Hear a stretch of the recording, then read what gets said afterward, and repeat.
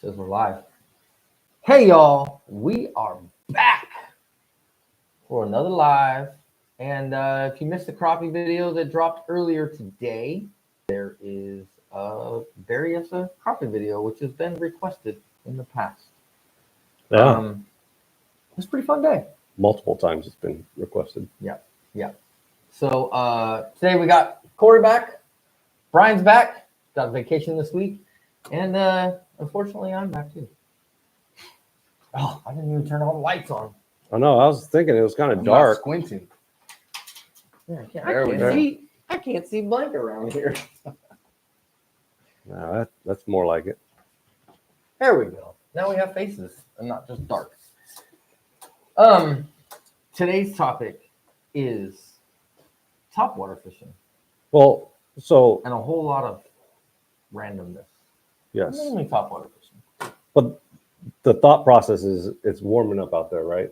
The water's warming up. It's warming up. Fish are already spawning. They're already post-spawn. There may have been people that we know of that have been catching topwater fish for the last couple of weeks, But maybe 3 or 4. my thought was that it's getting that time of year. So why don't we talk about it, It's that time of year. right? So how do you guys want to start it? A-rig. That is it. How do I make an A-rig skip on the surface? You burn it really fast. I do have an idea to take the top 2 out of a 5-wire and make it out of a buzz bait and then put 3 baits down below. But Could you imagine the striper hitting that? oof, I'm sure someone had to have tried it by now and it hasn't been a thing. So Yeah. if I've thought of it, there's definitely way smarter people that have thought of it and tried it. True. So how do you guys want to start? We want to start on like the slower baits for topwater. We'll just start like early season. That's true. We can do that. What's early season tournament or frog? Top We don't water. have a frog here, dude. We don't. No. What are we Not a doing? single. What is, there's not that's a how you single know we've been stuck on Barry. frog on the deck. All right. Well, y'all guys talk. I'm gonna go get one. All right. Early season. When do you pull out top water for the first time? Or when do you start thinking about it versus when do you? I would start thinking about it like when you start seeing them bed. That's a time that it's gonna start. Like some point in time, the water temps in the 60s. That's my turning point of I'm gonna start throwing it Right. for me. Yeah. You? For the most part, I agree with that. There's some outliers certain times of the year on certain bodies of water. If I'm seeing surface activity in an area that have bait kind of pinned up near the surface, I might pull out topwater a little bit earlier than that. The earliest in the season I've ever caught a topwater fish is in January, but it was very specific. It was the situation kind of like I just described. Like fish blowing up Yeah, out in the middle of the water. for whatever on reason, bait. they had bait pushed up, and it was all spotted bass, of course. Yeah. They don't care. But April, definitely that's go time. I'll have multiple topwaters on the deck in April. Sometimes early in March. If there's enough fish I feel shallow, I'll think about a couple of things. Buzzbait being one of them. Stuff like that. But those are very situational. Warming trends, fish up early, stuff like that. All right. Jamesy. When do I throw topwater? Yeah. When Whenever- you gonna somebody start? tells me to. I do know that there is a springtime mid-50 temperature somewhere around there buzzbait bite. I have never found it. I just know it exists because I hear about it every year. It does. But it's usually when that water's around that mid-50s and on like warming trend days. And they're just running a buzzbait. I don't even think I think faster the better. So they can't see it. Yeah, just to annoy them when they're up running shallow and all that water's in the junk and all that stuff. Now, when you guys are starting to think of this, are you thinking bigger baits or smaller baits for topwater? For me, pre-spawn is always going to be big.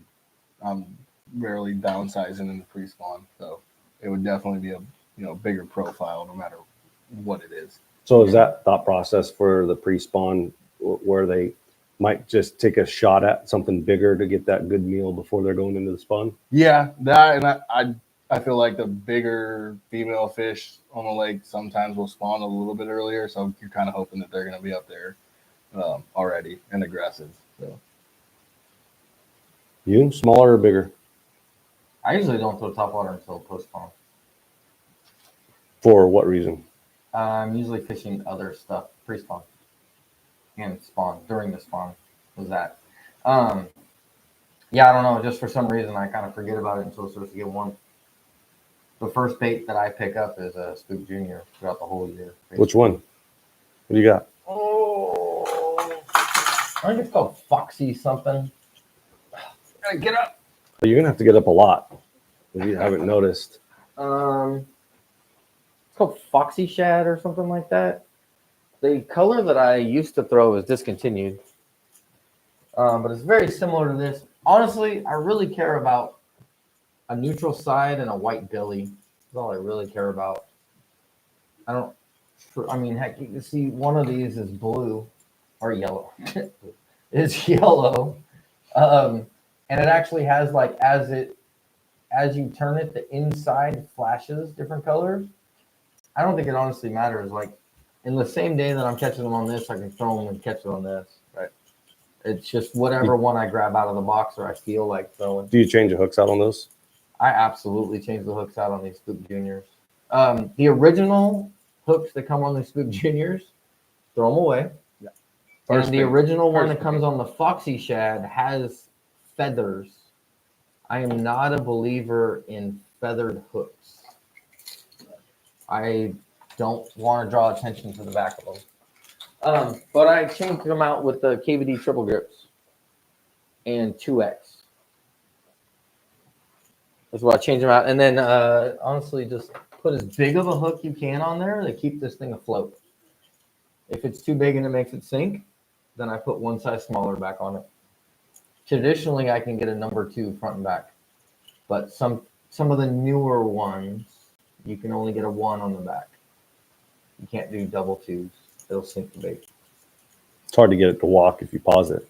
But so the original bait rides pretty high in the water. I actually put heavier on to get it down in the water, and it thrashes a little bit harder. Like it actually displaces more water that way. And you could throw it in the tulies. You could throw it in the muck. You can throw it in whatever you want. And it's got plenty of hook to get anything out of anywhere. Like, I'm not worried. I'm throwing it on 30-pound braid and double X hooks. I will throw that thing in places that you probably shouldn't. And I'm not worried I'll get that fish out. And I'm only throwing like a medium heavy SLX 7.2 medium heavy. So that's your go-to topwater? That's probably the first one I pick up. That's the first for one? the year. Getsy, what's going on, buddy? What's the first one you're going to pick up for the year? It's a walking bait. What are you picking up first one for the year? The first like true topwater that I'm going to pick up in the pre-spawn is going to be some kind of a wake bait. It doesn't have to necessarily be this one. This is a Mega Bass iJack. But something about not being a real erratic action. It's kind of just up there swimming. It looks like a wounded bait fish or a wounded trout if you're throwing a bigger bait. It's not real aggressive, I guess. Sometimes you can get those big pre-spawn fish to come up and commit to something that's just lazy up there on the surface. So probably a wake bait is something I'm going to pick up early in the pre-spawn. So it's still lazy, but you still cover water. Correct. Yeah. And you're throwing it shallow, deep. Like something like this, I'm gonna be shallow until they're really pushing bait offshore and they're really keyed in on eating and feeding above their head. Then I'll start throwing this when they're schooling and stuff like that as well. A little bit later in the season. Yeah, that's usually when I pick it up. I would pick up the walking bait when they've already pulled out and they're eating up. Right. Getsy says he'll probably throw a plopper or a wake bait. First thing. What's going on, Big John? Big John. So I'm still in that same thought process as you guys. I'll throw that walking bait like James throws, but I'll also throw a popper, right? It's a little slower approach at it, right? It's a little noisier, and I could let it sit there for a minute, right? Like I can't tell you how many times, and this is a bubble walker, 80 river to sea. Is that the same one? This one says bubble pop, but it's basically the same, right? Yeah. Yep. Yeah, bigger body. Yeah, yours is a little longer. Yeah. But I feel like you could sit, pop it, make noise, and then just let it sit there. And I can't tell you how many times I've caught fish with it just sitting there, not doing anything. Yeah, And especially spotted bass lake. You're waiting to pull that out until April-ish, when there's kind of probably some fish on bed, some fish done, some fish haven't gone yet. Yep. Because if a fish is on a bed and you don't know where it is and you just huck it, they don't want anything around it, so they'll go up and eat that. Yeah. Get it away. All right. What are you going to move to next? You know, it's starting to get a little bit warmer. May, June. Where are you going, James? Plopper. No, which one? I've always thrown the regular plopper in the past. In fact, I actually throw the 90. What do the girls call it? Flipper, flopper, whopper, plopper. Flipper, flopper, something. What do they call it? I usually throw the 90 in, I don't even remember what this color is. It's like a shad or a monkey butt or something like that. Well, this is monkey butt. I'm sorry, this is a 110, not 90. This is 110. And I'll throw this, but last year I actually started throwing, actually now that I think about it, that was later in the year. It wasn't that, but later in the year I picked up the Chopo. But earlier in the year, I usually throw the plopper. Not saying that that's not.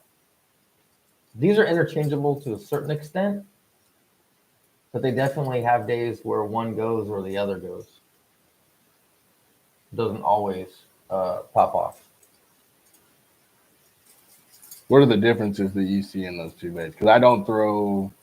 You don't throw the chopper, or you I don't throw them both enough to really like compare. But I know I've heard you say in the past that you see differences in the baits. There's 100% difference in these baits. So the Chopo has a hard tail. The Chopo has a hard tail. Let's see if I can get this on. So the Chopo has a hard tail, right? I can't bend it or tweak it. The plopper has a soft tail. I can bend it or tweak it. Advantages of that. The Chopo starts like you don't even get a half a cranking and it's already going plop. The noise that comes from it is a completely different noise. It's more of like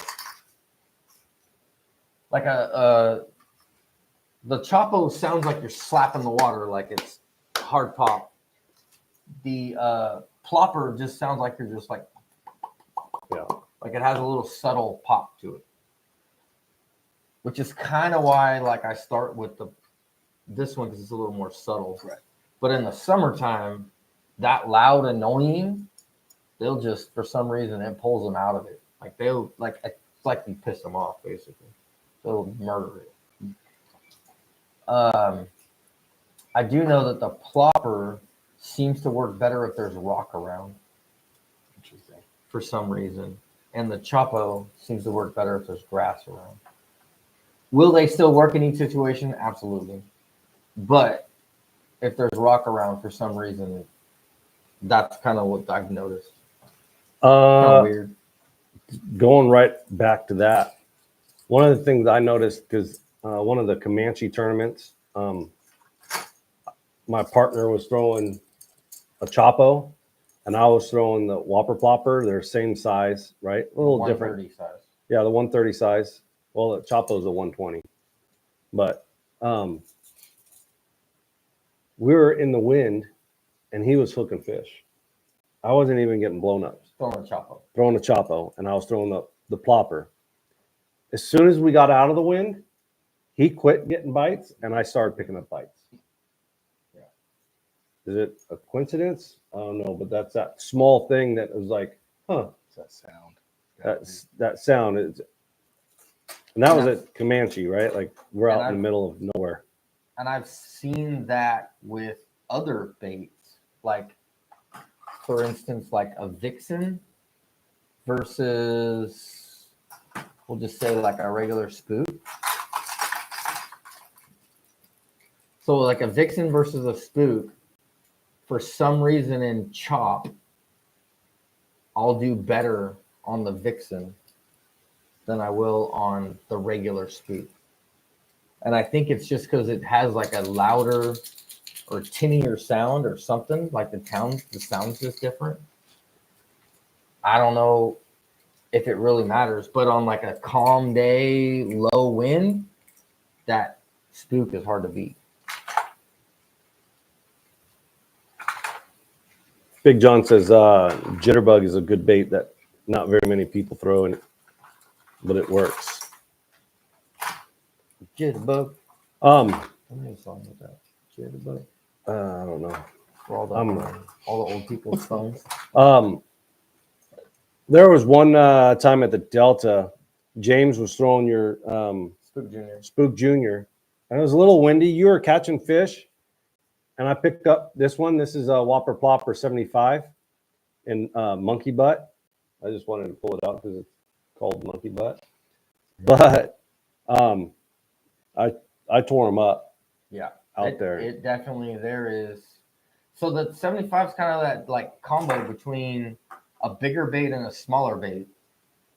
Like it has the tail of a bigger bait, but a profile of a smaller bait. See, I don't want to get up. It's like going to Catholic church. So it's still got like that big tail that's not the same size as, I think it is actually the same size as the 130. Yeah, if you look at it compared to the 130, it's almost the same size, but the profile is smaller. So you can get a compact bait that you can throw in the wind, you can put it in tight places, but it still makes that loud presence, and you can catch good fish on it. Where are you going? You're talking a little bit later in the season. A little bit later. Not summer yet, but not summer yet. Like post-spawnish. Post-spawnish. Post-spawn somewhere. When I feel like the majority of the fish have spawned already, that's when I pull out a spook or a walking bait. I didn't bring one with me, but you guys have already shown them. And my go-tos are the same probably as everybody else. I throw a vixen a little bit more in the last couple of years than I do a regular spook or any of the other similar styles. Just for whatever reason, I feel like I get more bites on it. But I definitely do not pull that out until I feel like more fish are done spawning. Like I said earlier in the season, it's going to be a wake bait, occasionally a buzz bait, and stuff like that. So I'm going to progress through, and then probably right around this time of year, last couple of weeks, I've been catching some fish on walking baits. I do have a question because I know a lot of people are really particular on colors with their baits. When it comes to top waters, your spooks, we've already talked about a Chapo and a Whopper Plopper and a Popper. Do you guys really key in on the differences in colors? Or if you look at my box, you'll notice that there's, minus that, I've never caught a fish on that Hellraiser. One dark, one light. That's it. And you go through my box and you find one dark, one light. Unless there wasn't one that I caught. There is like that bone color, the white color. That is definitely like a third option. Mm-hmm. He has a bright one that he'll throw. This one? This one. Oh, yeah. This baby bass. Baby bass color, bright ass, whatever it is. But for the most part, everything I have is just light and dark. I really only look at the bottom half of it, whatever color the bottom half is. Right. What about you? I'm in the same boat. That's why I asked. The only thing that I throw in a little bit different is you both have been in the boat with me. This one doesn't really have a lot of chrome on it, but chrome in sunny kind of conditions. When there's a lot of bait fish present too, I just like that flash sometimes can really get you a couple extra bites. Give you a little more, hey, I'm over here. Yeah. But other than that, I mean, black. I do love bone. And then probably like a translucent or a clear kind of color. And I don't typically veer far off from that. Every once in a while, like the Chopo you have there with the green and it almost has like a little bit of chartreuse in it. I feel like if you're in a situation near grass or around bluegill beds, something like that, I definitely will pull out something that has that kind of chartreuse and maybe a little bit of green or natural color to it. Yeah. I pulled this color, these hooks out of hands before. Oh. And a toe. Yeah, it catches your co-anglers. Yeah. Or your co-anglers catch themselves. They catch themselves. That's not a good day. Yeah, I really think though, like for these, that like 100%, if you guys go get like a 120 Chopo and you catch a small fish on it, be very careful because the throw between here and here is huge, right? So if you have a small fish and you're trying to grab onto it and it starts flipping around and it throws it, Reach out and bite you. it reaches. If you throw a lot of treble hook baits, pistol grip pliers are your best friend. Yeah. I always have them. I would say out of all the times I've heard people sticking themselves with hooks, it has been either a Chopo or a plopper 90% of the time, and then it's probably jerk baits right after that. Jerk baits are bad. And the Chopo and the plopper, those are not small hooks. No. No, Those aren't fun. no, they're beefy. Yeah, They're like double X, triple X. like that hook, I could see it like poking out the guy's thumb on the other side. Like it wasn't poking out, but I could see it. He's right there. He just push it through. No, I popped it out. I did the line Did test. you? Yeah. Yeah, and I used mono too. Um, Popped it right out. have either of you guys ran a pre-runner in front of a spook? You guys know what a Yes. pre-runner is? Yes. Have you caught fish on it? Yes. On the actual pre-runner? Yes. I bought this thing a long time ago. I have not put it on once. You Because got, it needs more, because you have to tie more to make it work. you and have all to that. mess with it to get the right length. Yeah, From I your can pre-runner imagine. to your walking bait to make it run correct. I can imagine it's a timing thing, right? Because if you have it too long, they're going to be off timing. Like it's kind of like an audio wave, how it peaks and rolls. Like you have to get that timing with how you're popping it. It's schooling fish offshore. Yes, that's when I would do it. I But wouldn't can mess you around still with zing it though? Like your schooling fish, like right, you got to burn it in, Oh, yeah. cast it right, like long bombs. Yeah. It'll still go. Yeah, I definitely mess around with that. I don't do it every time, just convenience. But if I know Yeah. they're going to be doing silly stuff offshore, like you could double up. I haven't doubled up on it yet, but So what's your go-to bait for schooling fish? Like you're out there fishing, also, and you look over there, and there's spots and largies of shark weeking it out there. I didn't bring it with me. So most people would probably say like a walking bait, a spook or something. I find that a lot of times when they're doing that, the bait's smaller that they're doing that with, and they can get really keyed in. Not every time, but sometimes they can get really keyed in. So a fluke on the surface, nose hooked, is how I'm going to attack that a lot of the times. And And a lot of long enough people cast don't with do that? it if you have the right setup. Yeah, I mean you're not going to bomb it like 150 feet like you can with a hard bait, but if they're really getting after it, yes, you can. If you can get it in front of them, it's real natural, and you work it real fast on the surface, they'll eat that. So I'm definitely gonna have that, and then this guy, Popper. in this color, for whatever reason, I was in a boat with a buddy last like June-ish, and they were doing similar stuff, and I'm throwing a spook and I'm catching fish. And he just reaches, he's a really good fisherman. And he just reaches down in his box and he pulls out a popper. And I'm like, okay, he's going to walk it. It's a smaller profile. He's going to walk it. And he proceeded to chug it and draw more fish and catch bigger fish than I was catching, chugging it over like a hump that was probably 20 to 25 feet deep. And I got kind of curious because he was catching bigger fish, and it seemed like every time he caught one and reeled one in, there was a bunch with it. So I would pan my forward facing sonar over when he would cast without him even knowing. I would kind of look. And I watched fish come off the bottom in 25 foot to eat this thing even when they weren't active, but they were feeding up. Just because it was obnoxious. Obnoxious, the bloop, maybe that it wasn't moving as fast, so they knew they could get up there before it was gone. But definitely don't sleep on a popper when they're schooling. It's not just a cover thing. It can definitely catch you fishing open water. Well, I will say this. I had a popper this last weekend while they were schooling, and they didn't care about my popper. Yeah? But it was not as big. It was just a Depop 70, which is my go-to popper is the Depop 70. I don't remember who makes it, Demiki or something like that. Yeah. But the reason why I use this popper is That one's got feathers. this one does have feathers. I'm not a fan of it. I actually pick up the other one that doesn't have feathers. That's actually on the rod right now. They have heavier hooks. I can put it on my bait caster and zing this thing. Like it weighs enough that I can zing it, but it's still a small profile versus like Magic, right? The Magic one. Those You are gotta true have pop R's though, right? Yeah, these are your true, your feathers. yellow magic or whatever. What do they call that thing? feathers. Yeah, yellow magic. Yeah, these are in my. I don't throw them as much. These are light.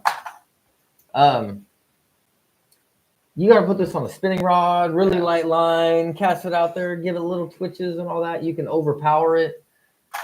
This Depop, I can zing this thing on a bait caster. Bigger hooks. Bigger hooks. I can actually set the hook on them. I'm not worried if I'm near grass. A lay down. Lay down. On the backside of a lay down. Yeah, any of that stuff. I'm putting this in the same places that I'm putting that Spook Junior. I'm throwing it in that back alley at Delta. I don't care. I'm gonna get them out. They're tough bait, and they got the hooks behind it. That's also. You still on that? We're gonna move to early summer. Yeah, let's go. Oh wait, actually, what are you doing on schooling fish? We didn't ask you. What are you doing on schoolers?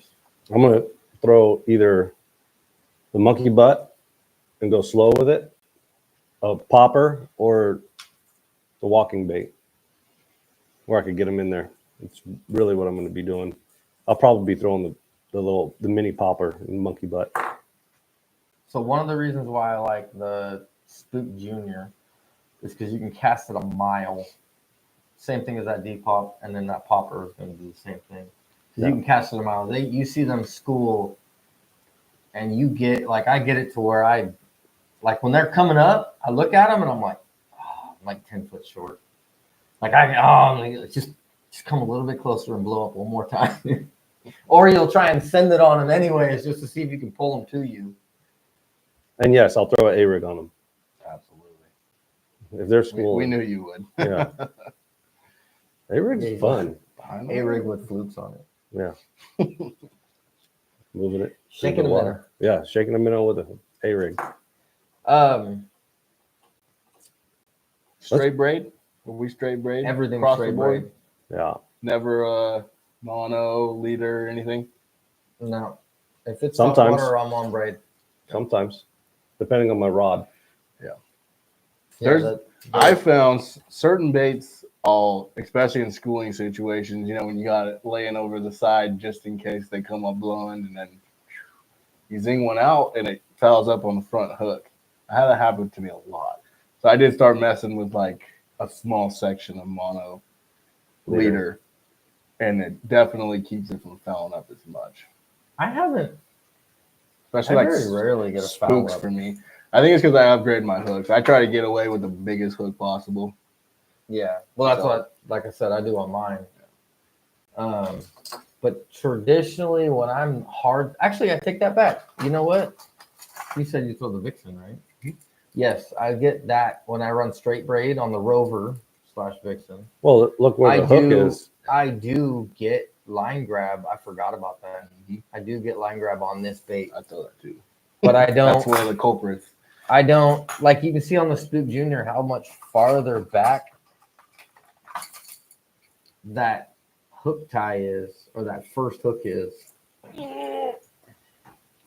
See how much farther back that thing is. Like if we put them next to each other, right? Like you can see how much more of that body's sticking out. That's probably why I don't get that problem. Yeah. But I have for sure with the rover. I really only throw that. Do you throw a pencil popper? As long as it looks like a pencil.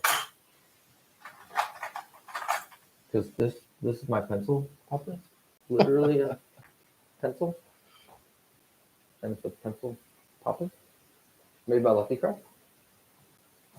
Lucky Craft, that means it's expensive. Yeah, it was not cheap. I've not actually caught a fish on this bait before. But I will. You got to make that your goal this year. That was my goal last year, and I kept forgetting to tie it on. I've had it for a couple years. You need a dedicated rod every time you go out. Yeah, just on the deck at all times. Just so schooling. That's kind of what I'm waiting for, is schooling fish and then zing it over to it. But it is light. I got to throw it on like a spinning rod. I can't put it on my bait caster like I do everything else.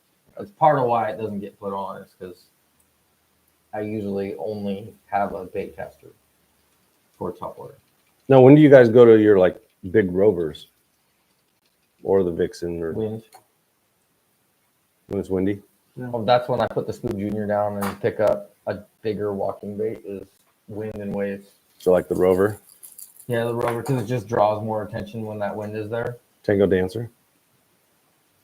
Tango Dancer with that works in Slick Holland too. Mm-hmm. It does. Got a lot of fish on that. They don't make that big Looks like anymore. Caught a lot of fish on this. I've caught him at Black Butte.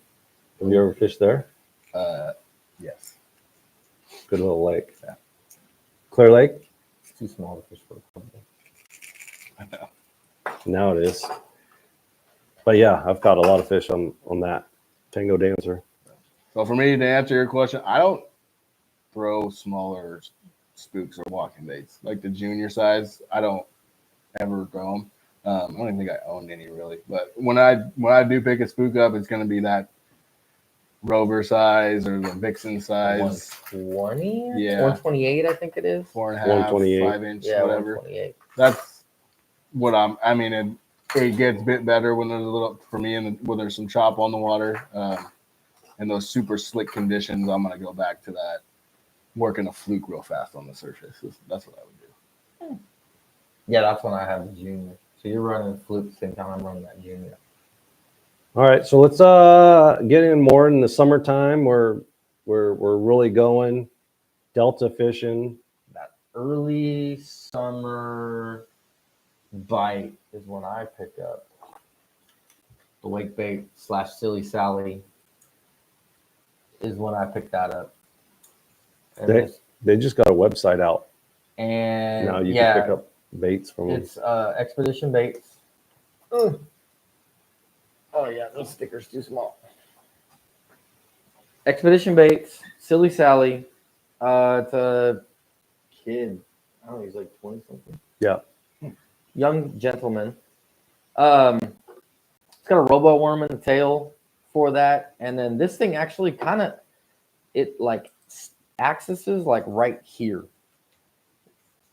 versus like a regular wake bait. It like kind of S's or snakes. This one actually has like a hard thing. You can crank it down. You can slow roll it. You can do a couple things with it.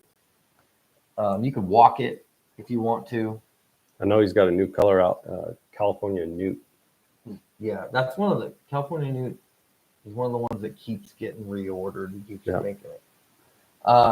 Colors, again, I have a natural, a white, and a black.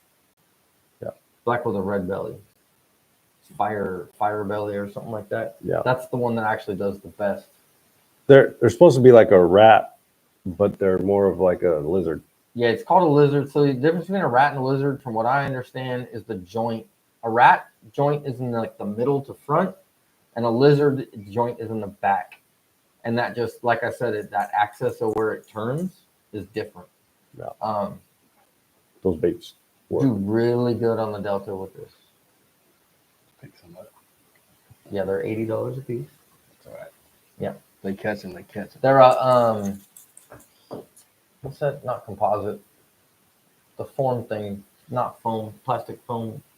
I'm not gonna think of the word. Resin. Yeah. Resin. It's a resin bait.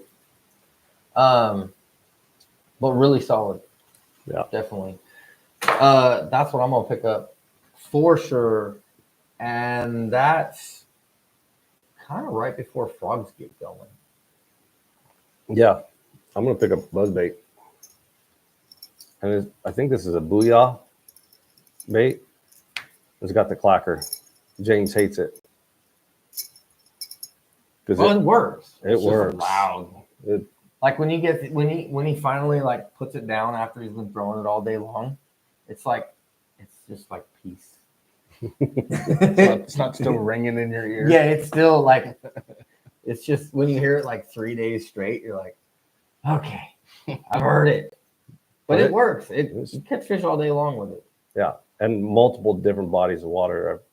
I've done it to James, catching fish on Clear Lake, Delta, Berry. Same color. I just buy all the same color. And they don't make my buzzbait anymore. Yeah. My buzzbait's been discontinued and I only have 3 left. The other one that I'll throw is this one. This is a grass burner. Also I don't discontinued, but it will float. It sits there. It's more subtle than anything. Yeah. So it's got the skirt stuff in the back. This just floats so you can stop it. But you can see this isn't really that hard of a paddle. And it's more subtle. Like it's almost like churning water in the front of it, not plopping it. Yeah, but it straight gets eaten with fish. They bait. are weak hooks on that though. Yeah, I had to change them. The original hooks are definitely I've bent them out. Always change your hooks if you can. Yeah. What are you throwing? early summer. I'm in the same boat as you, Brian. I'm gonna pick up a buzz bait a lot of the times. I do throw like a single buzzer a lot of the times. Couple places, Clear Lake and the Delta, double buzz, kind of a staple, especially on Clear Lake. It just gets a lot of bites against big bites. So I'm going to pick up a double buzz, something like this, kind of a bigger profile on the back. This is just a toad. I usually don't leave the skirt on a single buzzer. Typically, I'm trying to get that around cover. It skips a little bit better without the skirt on it, in my opinion. But when I go to the double, I keep that skirt on and I throw a big profile on the back, kind of to keep it floating a little bit too. But that's got some big bites for me in the past, and definitely something I have confidence in. Kind of getting into that summer. Yeah, it's all bent. I was going to say, this doesn't spin The very well. other one spins. Oh, there we go. That's That's what we were talking about earlier. It's bent. It's been in my box. You got to stop sitting on your box. So buzzbait for sure. I don't love it on like clear reservoirs and stuff like that. If I am going to throw a buzzbait, I'm going to go to the single buzz. And then the other thing that I'm going to pick up, anytime there's grass and I feel like a lot of fish are spawning or post-spawn, is going to be that frog. I will say, you actually reminded me on my buzzbait. I run no skirt with the horny toad on it in black or white. But that I don't run a skirt at all. So I feel like I can roll it slower with no skirt and a horny toad. And it skips really, really well. Get it all the way back up in the stuff and get some really big bites. I do throw the same frog as you. This is the bullywad too, right? Yeah. Great frog. I haven't branched out to a lot of different frogs. I just haven't felt the need. I have.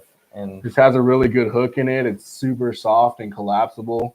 Yeah, you don't have to prep them. They have really good colors. I mean, again, for many topwaters, you don't need a whole bunch. But I'm picking a frog up on any of those grass fisheries, Clear Lake, the Delta, and that spawn to immediate pre-spawn or post-spawn. Always gonna have a frog on the deck.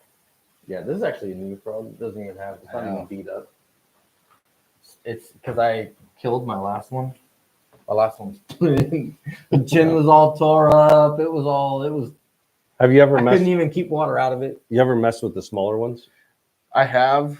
I think the reason I put it down and I picked that one back up is because I don't have a rod that's quite right for this. Yes, That it small does little take frog. a different rod. Um, 100%. One thing I did change in the last couple of years with those standard size frogs, I was throwing 65-pound braid and I got away with it. But when I would move down to those smaller frogs, the accuracy when you're kind of trying to skip it or get real close to tulies or whatever it is, which is really important, I feel like, when you're fishing a frog. I wasn't having the accuracy with the small baits and that 65-pound braid. So I backed down to 50, and I've been running that for the last couple of years. Haven't had any break-offs, and I feel like I got a little bit more pinpoint accuracy with it. So that helped me out a lot, actually. Yeah.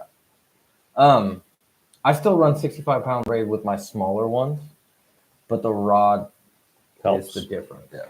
I run a 765 Fury or something like that. It's like their like jig flipping rod. Like it even says flip on it, but it's a really soft rod. They're It's 5 not powers a true. aren't. Yeah, it's not a true flip rod. Like it's a soft flip rod, like a heavy jig rod, or not even a heavy jig rod.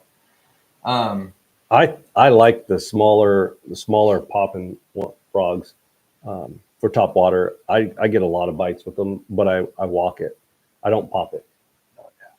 I just use it and walk And he it. actually leaves the tails full length. Doesn't cut Yeah. them. Yeah. I can cut them. Same. I cut them. I cut the bigger ones. I flip them, put them down to the tip of the head, cut them right there, both sides, send it. Yeah. I don't do anything else. Oh, actually, I do. I bend the hooks out a little bit, enough so that if you run your finger on them, you'll grab a hook. You don't have to. I want the least amount of collapse to happen, and I can get a hook in them.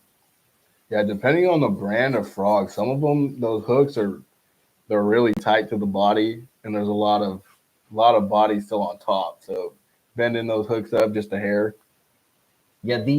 significantly will help your hookup ratio. So my question is for you, Corey. You get a blow up on a frog. You waiting or swinging? You already know my answer to this. It's hard to explain, but I don't swing immediately. I watch people all the time pull the frog out of their mouth, essentially. But it's not like a long pause, like it's really hard to describe. I'm more almost feeling if they ate it. If I'm really on a frog bite, I'm pretty good at it. If it's a random frog bite here and there, it's really hard to do. Yeah. But if you're really on a frog bite, when they eat it and you see it gone, you almost feel that tension immediately, and you crack them. Every once in a while, you can stop yourself from cracking them because they just slapped it and kind of sucked it down at the same time. But that bait's not in their mouth, and you can let it come back up and keep working it. You could see it in that. So if you get dialed in, this for me. If I get dialed in, I can tell how this frog goes down. If it goes down like the Titanic, I know it's only got the tails. I don't swing. I keep working it. If it goes down like it just sunk, then I might swing depending on the day, but I might give it a second to see if it's there. If this bait completely disappears for any reason, I'm swinging immediately. No wait, no nothing. If the bait's gone, I'm swinging. But if you can watch how that bait goes under, if you're paying enough attention, or if it's not behind something, right? That's the struggle a lot of times is you can't quite see the bait. Yeah. And there's times where I'll hear the scoosh, and I'll just look at my line and see, like, is the tension changed? Like, you got that bow in the line. Is that bow moving at all? If that bow is moving at all, I'm swinging, because there's only one reason why it would be moving. Yeah. And it's a quick decision. I'm swinging. When I say I pause, it's very quick. Yeah, no, what was it? So I shoot at 120 frames per second, and from when the blow up happened to where it started to blow up, and to when you saw my rod move, it was only 11 frames. And then I averaged 11 to 13. He averaged like 13 to 15 or something like that frames at 120 frames per second before I'm swinging. That's how fast I'm swinging. And again, it's all watching the bait go down or watching the frog go down is what I'm looking at. If I see it just like Titanic where it just stands straight up and then goes down, I'm not even swinging. Yeah, because I know it's only got the big tail. ones eat it like that before. Like they just come up and just, you know what I mean? Oh yeah, my biggest fish. When in doubt, just swing. I mean, you're not. The likelihood of you not swinging and them coming back to eat it is not very good. So you might as well just swing. Yeah. I will say if you're over junk and you swing, throwing it right back into that spot again, your odds are higher. Yeah, if you're in open water and you pull it away from them, your odds are lowering. But I have definitely had times where like I'm in some, what is it, pennywort, hyacinth, whatever that stuff is, the floating stuff. And I pulled it away from them swinging because they took it down, but like you kind of almost felt like it like skimmed them on the way out. Threw it right back in there again, give it a couple of pops. But that's where you got to get good with your accuracy because if you miss it by a couple feet, they're not chasing it down. You got to go right back to where you were, give it a couple of pops, and then boom. You pulled this frog out. I pulled that out for you. You pulled it out for me. Do you remember who makes it? Snack Proof. Oh, yeah. I don't know the name of it. It gets bit, but it has a horrible hookup ratio. Yeah. Hard plastic. No, it's soft plastic. So, actually, maybe I'll grab another one to show, to demonstrate. The hooks are like... that frog right there. So, these frogs look the same. Okay. But one of them's different. But, as far as the legs wise, right? Okay, when this one kicks, it just goes like this, and it's just doing this. Okay? And it stays inside its own little pocket, and it wiggles back and forth. This one kicks out and like almost looks like a baby duck running with its legs just going wobbly. And it like spreads the kick while it's running. And it's super light bait. Like there's nothing much to it. If you look, there's literally a hole in the bottom of it that you could, it's kind of it looks really cheap to me. But it gets bit. You bought it on a whim. Yeah, I bought it on. We had the frog tournament. We were restricted on frogs. Right. I wanted something that I could burn and not just throw frog where I can cover water with it. And man, if I could have hooked up just half of the fish that I got, a quarter of them, a that tenth I got, of them. Yeah, bit on. There was a ton of blow-ups. But this thing just got destroyed. You'd feel them for like a partial second, and then they would bounce. And every once in a while, I'd stick one, and when I did stick it, I was fighting it because, like,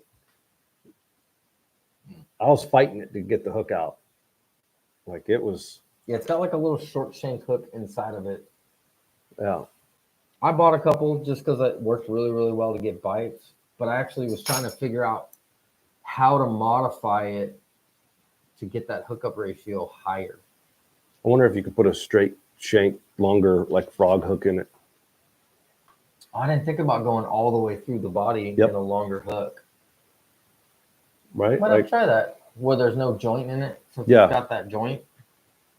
Because you figure if they crush it and it goes this way, it's going to be hard for that hookup to happen, right? I have to try that. Didn't need a narrow one because that's a long shank for it. I don't know. We'll figure it out. Now, you have another froggish type bait up here.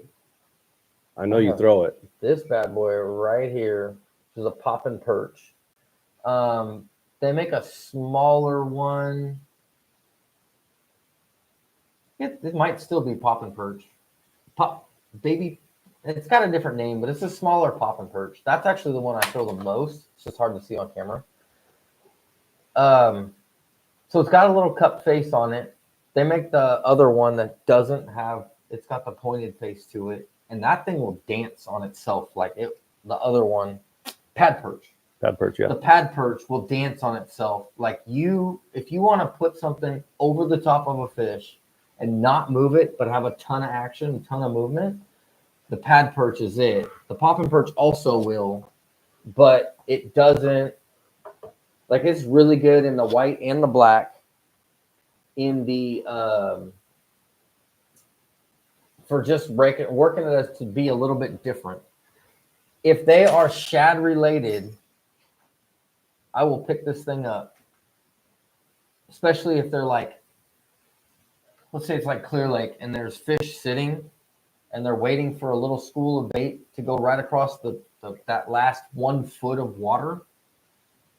I'll throw this in there and work that first little alley basically, and they'll pin that thing against the bank. And you'll try throwing any other frog, like a white frog, anything else, and you can't get bit in there, and you throw this stupid little thing in there, and they'll light up on it. I don't know if it's just because it gives a better bait profile, because it has the full tails to it. And the only thing I do is I bend the hooks out a little bit. I don't do any modifications, no trimming, no nothing. Run it stock. You walk in your frogs always? Not always. No. Walking or chugging or popping basically. Yeah. But most of the time, yeah, I'm walking. Even if it's a popping one, I'm walking it. But there is times where you take a regular nose one and just hard pop it enough where it's like basically doing this in the water, bobbing, and they will come unglued on it. One of my most fun days ever was doing that. So they blew up the engine on my Strait. Mix it up, huh? And that was just because I noticed because I was reeling it in or something, and a fish just came unglued on it, and I was like, let's do that again. That's your favorite one. I know, that's why I pulled You've it out become for very you. intimate with that one. I have. This is the Teckle.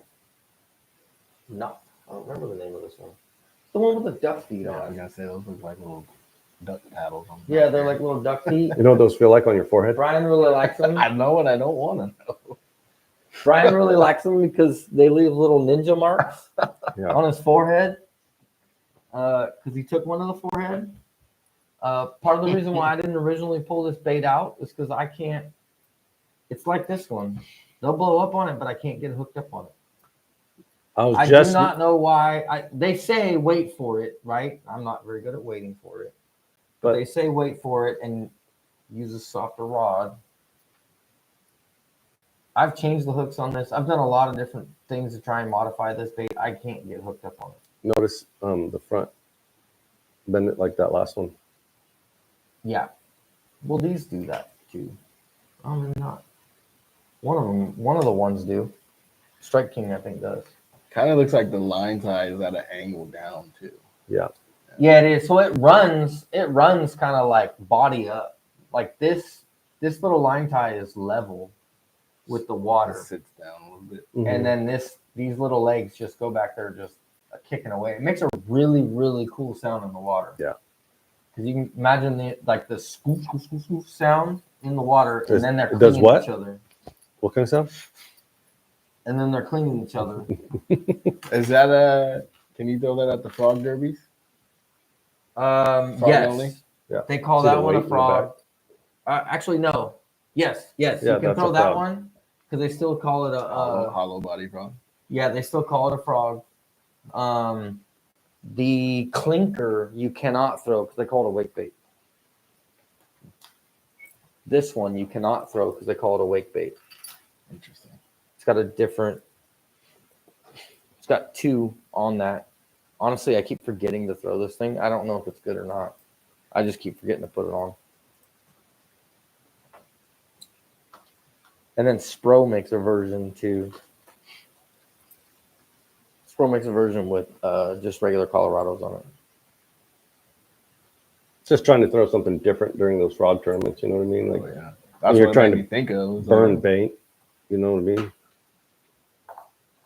But yeah, that one at one of his fast hook sets It flew and hit me. Well, that bait completely went underwater. The fish completely sucked it in. I watched it eat it. Even on video, watched it eat it. Bait disappears underwater. I swing, and it shot straight at Brian. And it was gonna miss him, but he decided to duck it and take it to the forehead. Yeah. But if he would have held still, it would have right. missed him. Right, it was right above my glasses, right below my hat, right in the Bullseye. oh, I was laughing. it hurt. It's on video. It's on day one of the frog tournament a couple years ago. Yeah, make a reel out of it. Oh, he did. He slowed it down in the I video. even slow mode it. I let it play full speed, and then I slow mode it into the. It just glanced off. You see him wincing. Oh, Yeah. Oh, good. So good. Any other top water baits you guys got? You guys want to? Any honorable mentions? The only honorable mention is the shower blows, pencil popper, that kind of thing. I have a really big one, but it's hard for me to throw. I haven't even got it out of the package yet. Like not 200, but it's close. Right. This bait's different. It you can't really cover water with it. No, it really. It's what my problem and... is. Yeah, kind of washes back and forth. Yeah, the way you have to pop it, it kind of just goes back and forth. It doesn't move. Deadly though. But I think that's my problem of why I don't put this on as much is because usually when I'm throwing top water, I'm covering water. Right. Yeah, it's definitely a bait. I'd throw it too. I think I'd throw the IMO version of it. It's the same profile and everything. It works. It does work in open water, but around cover, you can really sit there and just work it and make it dance and keep it in the strike zone for a long time. Yeah. Definitely solid. I do have the little bit larger one. This is the 125. Yeah. So the other one's like a 150 or something like that. That's the one I haven't got out. Yeah, that one, and then the size above that too. Deadly for striper. Yeah. You can get the big dog, the old school pencil poppers out. Yeah, there we go. Like that one. They work. Did anyone? Big stick. Did either one of you two even buy the Hellraiser? Mm-mm. I bought one for giggles, No. just to see what it looked like in the water, and I don't understand it. And I've literally thrown it twice. Doesn't look right. For about 4 minutes each. It's different. Like this whole nose just kind of does this over the top. It doesn't really throw water. It just does this over the top. Like I don't quite understand. What's going on with it? Yeah, I don't understand how to throw it. It's like a backwards chatterbait. I've been curious about it, but I never did buy one. I bought one for giggles. Back when I used to watch Tactical Bassin and Religiously. order all the stuff from them. We've all been there. Before I kind of figured out my style. And now whenever I get into a style, I'll look them up and see what they recommend. Got a comment on it though. What's that? Bottom one. It gets bit. Figure the cadence out. Yeah, there is like a speed to it. Like that was the one thing I noticed. There's like a certain speed where it kind of does the most. Like a sweet spot. Yeah. Like throwing a mag draft. Like throwing a mag draft, like throwing a plopper. Yeah. That plopper, although it works in different speeds, there is a certain speed that plopper and that Chopo definitely like ignites them. Yeah, for sure. Where you basically, it's almost like roll it just fast enough that it makes noise. That kind of like perfect number. Marlon says his favorite is the Chug Bug by Storm. And pop it or walk it. Yep. Chug bug. That was actually probably one of my first hard bait topwater fish was a chug bug. I still have that chug bug. Now I don't take it with me, but I still have it. And it was a catfish on the delta outside weed line. Caught a couple of them that day, and the guy I was fishing with was like, I don't understand this. I literally, we're going down the bank and I just have it casted straight behind us. And I'm just not reeling, just chug, chug, chug, chug. And then, boom. Oh, I got one. And he's like, really? Like, what? I was like, oh, it's a catfish. And he's like, okay. Thoughts on on a Bill Lewis stutter step? I have seen stutter steps. You guys know what a stutter step is? No. It's the one that has like imagine I did this with and then put a hard tail on it and then bent the whole thing. Oh, So it's like a U shape with a hard tail on it. I think I've seen those. It is. I've never thrown it. I know people who swear by them, but I don't know very many people who throw it. Looks like a U. I think it's still on the shelves. Yeah. I believe. You do see them in clearance bins sometimes, though. Yeah. I don't know the bite. I'm gonna guess. Finding fun in fish probably throws them. Probably so. Might have to check it out. Yeah, definitely. Yeah, it's worth a look at. Oh, you can walk it and swim it. It makes sense. Yeah. Yeah, because then you'd be able to get. That's kind of like what I do with like poppers, basically, right? Because you can do a lot of different things with a popper. You walk it, pop it. Can't swim it though. I'm trying to think of the other one. I'm not gonna remember it. There's one that I used to throw that did that. What, lock it and pop it? And, Yeah, like a spitting image or something like that. the spit. Like a building it spitting image Oh, I know what you're talking about. where you can. You could just shake it and it just sits out there. Yeah, but you can also kind of slow crank it. Yeah. Kind of thing. Oh, that was the other thing I didn't talk about. Is a man's minus one. Ooh, yeah, that's a good one. The man's minus one is a sleeper bait that still works to this day. It really hurts to pull the hooks out of your arm. Yeah, I wasn't there that day. Yeah, I was. Can't blame me on that one. That hurt. You put a lot of hooks in you, huh? No, that was the only time I've ever had hooks in me. Really? Yeah.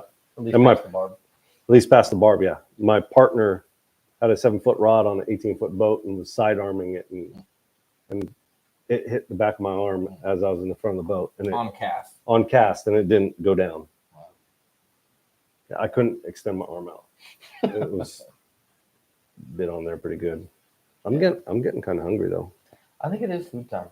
We'll run out of steam. Yeah. That's pretty much it. The if you missed it, there's a crappie video earlier today, came out on Berryessa, highly requested by numerous people. We actually, well, Where to find them? I went crappie fishing all day. He got a little sidetracked on drop shot for I was trying to catch bedded crappie. bass. Yeah, with a 6-inch worm. It was 4.5. You caught a crappie on a 6-inch mag draft. What a Clear Lake, yeah. what a 6-inch worm won't. They'll still do it. They grow them a little different in Clear Lake. That's true. That's for sure. Yeah. But yeah, that's pretty much it. If you have any questions, you can ask them down below. You can always hit me up on Instagram. And until next time, I hope you get them.